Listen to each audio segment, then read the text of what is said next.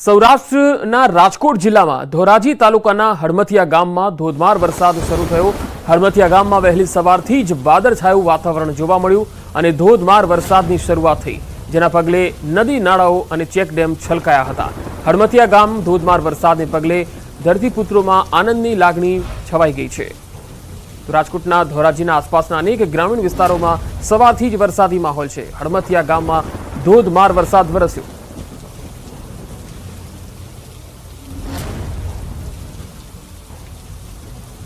રાજકોટના અનેક ગ્રામ્ય વિસ્તારોમાં વરસાદ છે। ધોરાજીની તાલુકાના આસપાસના જે વિસ્તારો છે તેમાં પણ ધોધમાર વરસાદ છે।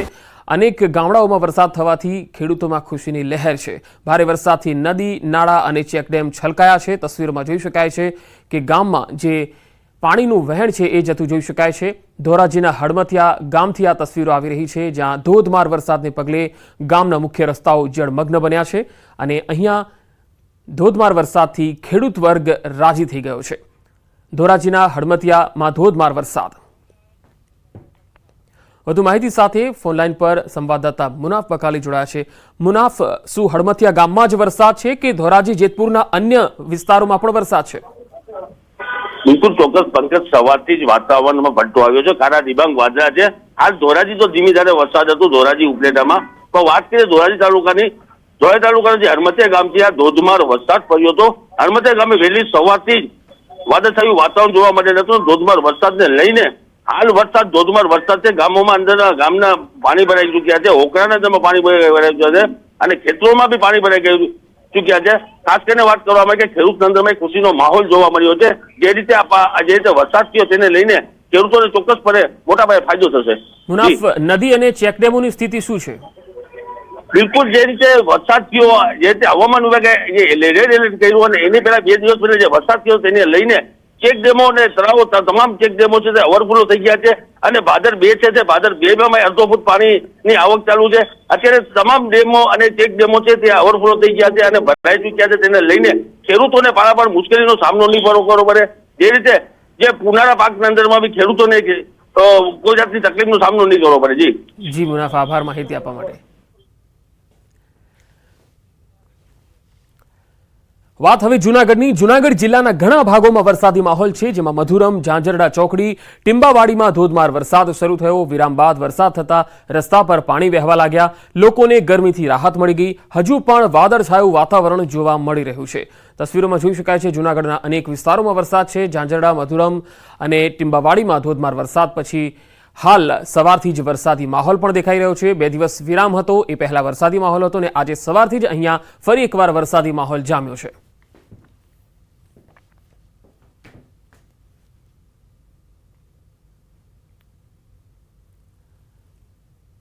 તો જૂનાગઢ જિલ્લા બાદ ગુજરાતભરની જો આપણે વાત કરીએ તો ગુજરાતમાં પણ વરસાદી માહોલ જામેલો છે।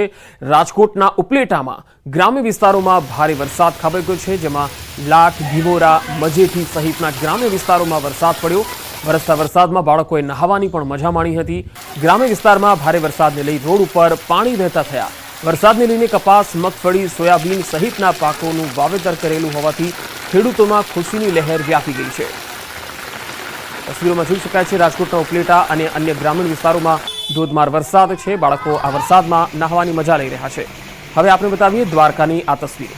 દ્વારકા જિલ્લામાં વરસાદી માહોલ બરાબર જામ્યો છે। કલ્યાણપુર તાલુકાના ભાટિયા અને તેની આસપાસના જે વિસ્તારો છે ત્યાં મેઘરાજાની વહેલી સવારમાં જ પધરામણી થઈ। ભાટિયામાં વહેલી સવારમાં ધીમી ધારે મેઘરાજાની પધરામણી થઈ હતી। ખેડૂતો માટે કાચા સોના સમાન આ વરસાદ વરસી રહ્યો છે। ભાટિયા પંથકમાં વીજળી ગુલ થઈ ગઈ હતી। અસહ્ય ગરમી વચ્ચે લોકો પરેશાન થતા જોવા મળ્યા હતા।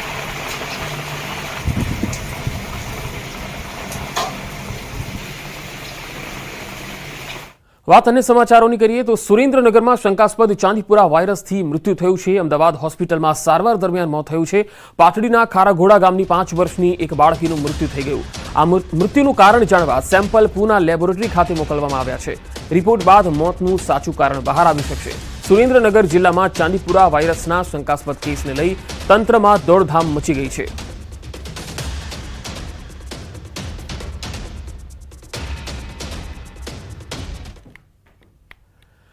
જામનગરમાં સરસ્વતી સાધના યોજનાની સાયકલો ધૂળ ખાઈ રહી છે. રાજ્યમાં 1.28 લાખ સાયકલોનું વિતરણ હજુ બાકી છે.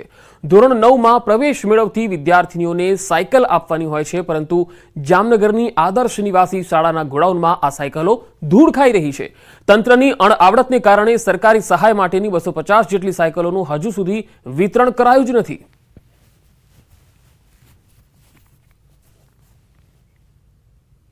સરસ્વતી સાધના યોજના અંતર્ગત ગુજરાતમાં રાજ્ય સરકાર દ્વારા એસસી, એસટી અને આદિજાતિ વિકસિત જાતિની ધોરણ 9ની વિદ્યાર્થીનીઓ માટે વિનામૂલ્યે સાયકલ આપવાની યોજના છે. ત્યારે રાજ્યના અનેક શહેરો અને જિલ્લાઓમાં સાયકલો ધૂળ ખાઈ રહી છે. ત્યારે જામનગરના પણ જે રણજીત સાગર રોડ ઉપર આવેલ આદર્શ નિવાસી શાળા છે, ત્યાં આ સાયકલો ધૂળ ખાઈ રહી છે.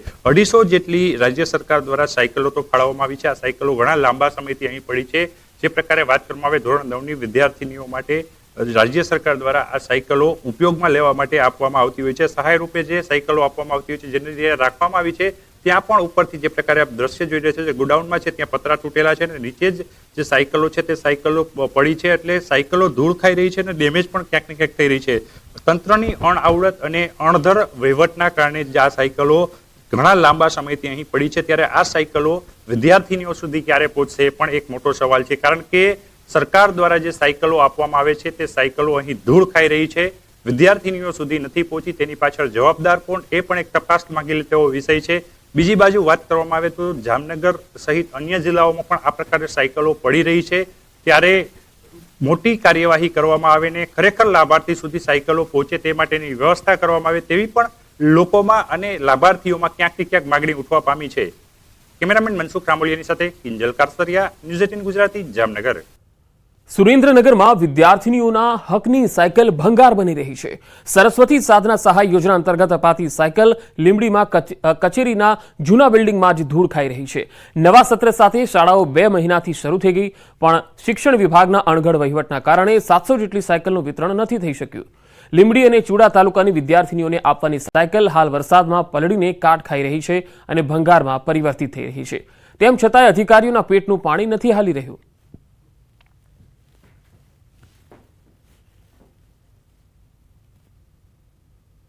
બે મહિના સ્કૂલ ચાલુ થઈ ગયા એને થયા છે, પણ હાલની તારીખમાં કોઈ પણ જાતની દીકરીઓને સાયકલનું વિતરણ કરવામાં આવેલ નથી. લીંબડી તાલુકા પંચાયતની અંદર 1000થી વધારે સાયકલો કાટ ખાય છે. તો અત્યારે વરસાદી વાતાવરણના કારણે દીકરીઓ 2 કિલોમીટર ચાલતા જાય છે. તો આ દીકરીઓને તાત્કાલિક ધોરણે સાયકલો વિતરણ કરવામાં આવે. આ સાયકલો બિનઉપયોગી અહીંયા આગળ પડેલી છે, જેનું વિતરણ થતું નથી. આ વિતરણ કરવા માટે કોઈ મોટા પદાધિકારીને ઉદ્ઘાટન સમારોહ રાખવાની હોય એવું લાગે છે. આ સાયકલોનું વિતરણ નહીં થવાથી વિદ્યાર્થીઓને દૂરથી ચાલીને આવવું પડે છે, રિક્ષા ભાડા દેવા પડે છે, વાહન ભાડા દેવા પડે છે. તો આ મારી માંગણી છે કે આ સાયકલો તાત્કાલિક વિદ્યાર્થીઓને આપવામાં આવે. તો લીંબડી શહેરમાં કન્યા વિદ્યાલય અંદાજે 1.5થી 2 કિલોમીટર દૂર હોવાથી વિદ્યાર્થીનીઓને પગપાળા ચાલીને શાળાએ જવા માટે મજબૂર થવું પડે છે. તો ચૂડા તાલુકાના ગ્રામ્ય વિસ્તારમાં તો વિદ્યાર્થીઓની હાલત વધારે કફોડી છે. ઉનાળુ વેકેશન બાદ શાળાઓ શરૂ થયાને 2 મહિના જેટલો સમય થઈ ગયો, છતાં સરકારી તંત્રને આ સાયકલ વિદ્યાર્થીઓને આપવા માટેનો સમય નથી મળ્યો.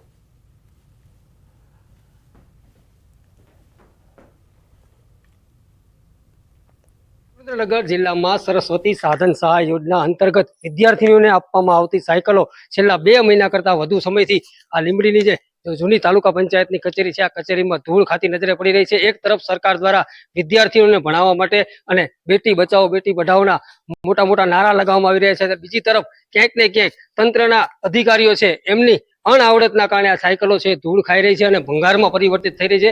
બીજી તરફ વિદ્યાર્થીઓ છે એ દૂર દૂરથી મોંઘા ભાડા ખર્ચીને કે હાલાકી વેઠવી અને શાળાએ અભ્યાસ માટે જઈ રહી છે. ત્યારે એક તરફ સંવેદનશીલ સરકારની વાતો કરતી આ સરકાર છે એ આ વિદ્યાર્થીઓને આ સાયકલો છે એ ક્યારે વિતરણ કરશે તે જોવું રહ્યું. અક્ષય જોશી, ન્યૂઝ 18 ગુજરાતી, લીંબડી.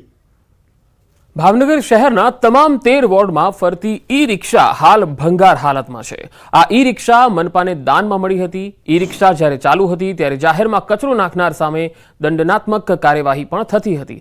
પણ હવે ઈ રિક્ષાઓ બંધ રહેવાથી શહેરમાં જાહેરમાં કચરો ફેંકતા લોકો બેફામ બની ગયા છે.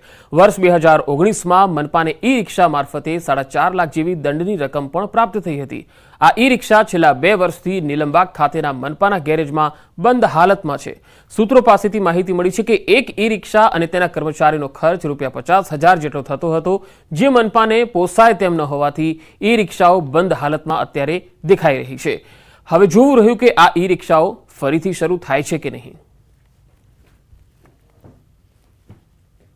એ રિક્ષાઓ છે તેમાંથી તેની બેટરી ડિસ્ચાર્જ થવાના કારણે તેનો ઉપયોગ હાલ બંધ છે, પરંતુ તેમાંથી એક રિક્ષા રિપેર કરાવીને હાલ મહાનગરપાલિકા દ્વારા તેનો ઉપયોગ કરવામાં આવે છે.